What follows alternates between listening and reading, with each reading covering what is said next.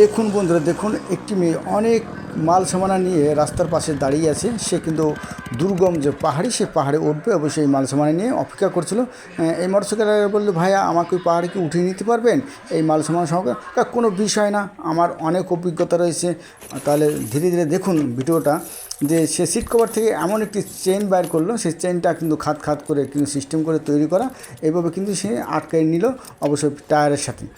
এবং তারপর দেখেন যে এক এক করে তার মাল সামানগুলো সুন্দর করে বেঁধে নিয়েছে। দেখতে পাচ্ছেন অনেকগুলোই মাল, তার যে মালগুলো আছে এক এক করে সুন্দর করে বেঁধে এবং সুন্দর করে বাঁধার পর কিন্তু দেখেন এর ভিতরে কিন্তু আবার একটি 50 কেজি চালের বস্তাও নিয়ে যাবে।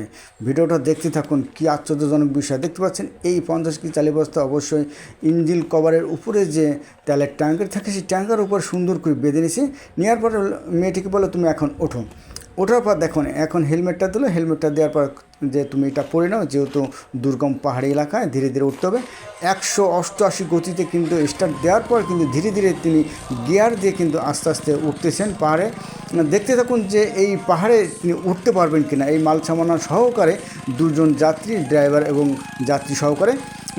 এবং আঁকাবাঁকা যে দেখেন পাহাড়ি যে পথ অবশ্যই খুব দুর্গম, আমাদের মতো মানুষ হেঁটেই উঠতে খুব কষ্ট। আর এখানে অনেক মাল সামানা নিয়ে মোটরসাইকেলে পাহাড়ে চূড়ায় উঠছে।